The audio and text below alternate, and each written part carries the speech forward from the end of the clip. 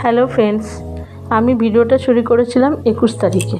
তো 21 তারিখে রাত্রিবেলায় আমি মাংসটা রান্না করব। রাত থেকেই শুরু করলাম আর কি ভিডিওটা। তো রাত্রে ভাবলাম যে চিকেনটা করে দিই, কারণ 22 তারিখে সকাল সকাল আমরা একটা জায়গায় যাব। তো সেই কারণে আগের দিন রাতে আমি মাংসটা ম্যারিনেট করে রাখলাম। তারপরে আমার হাজব্যান্ড বললেন যে না, তুমি রান্নাটা করেই রাখো। তো তাড়াতাড়ি করে মেয়েকে বললাম তুই মাখিয়ে দিয়ে মাংসটা আমি চড়িয়ে দিচ্ছি। তো মেয়ে বললো ঠিক আছে, আমিই করব, মা তোমার করতে হবে না, তুমি মশলা টশলা করে দাও। এখানে মশলা করে দিয়েছি, যাবতীয় যা মশলা লাগে চিকেনের, তোমরা তো জানোই বন্ধুরা। সেখানে দই দিয়ে আর সামান্য লঙ্কার গুঁড়ো দিয়ে ম্যারিনেট করে রেখেছিলাম। কড়াইতে তেল দিয়ে দিয়েছিলাম, তেলটাও পরিমাণটা বুঝতে পারে না, সেই কারণে তেলটা আমি দিয়েই দিয়েছিলাম। তো তেলটা হতে থাকতে থাকতে আমি বললাম যে আলুগুলো ভেজে নে।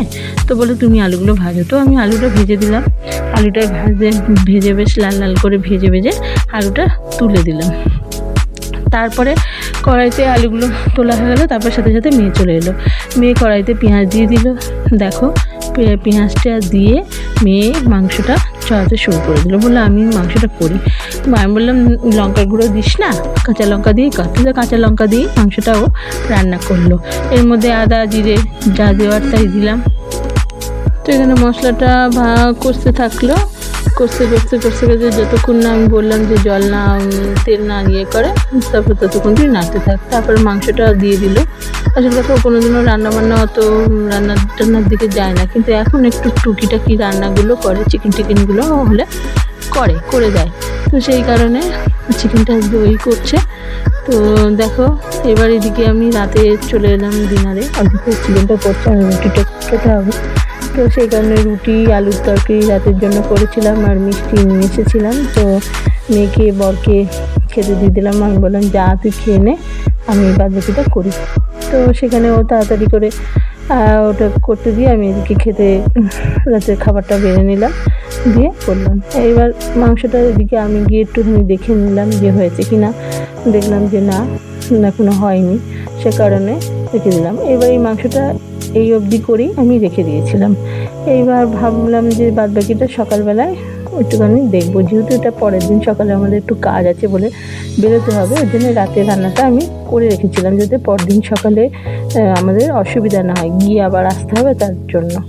তো এটা হচ্ছে পরের দিন হচ্ছে সকালবেলায় ভিডিওটা। তো চিকেনটা একটুখানি ফ্রিজ থেকে বার করে আমি মেয়েকে বললাম ভাত খেয়ে নে, একটুখানি ভাত খাবো বলে, তাই চিকেনটা গরম করে ওকে দিলাম। তো মাংসটা খেতে খুবই ভালোই হয়েছিল।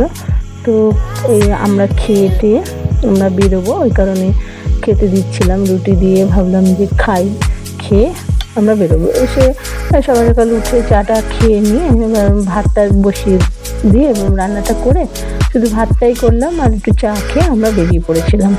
তো চিকেনটা দিয়ে মেয়েকে বললাম খেতে আর রুটি খেতে। এদিকে আমি আর আমার হাজব্যান্ড মিলে চা করে নিলাম, চা করে নিয়ে খেলাম। তারপরে খেয়েতে দেখো রেডি হয়ে গেছি। রেডি হয়ে আমরা বেরোবো।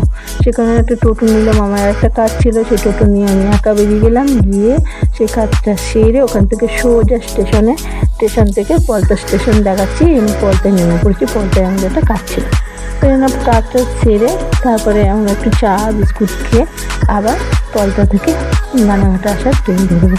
তো সেখানে ট্রেন চলে এসছে। তো আমরা গেলাম। আজকে ভিডিওটা আমার এই পর্যন্ত। নেক্সট ভিডিও ভালো ভিডিও আবার আসবে। টাটা।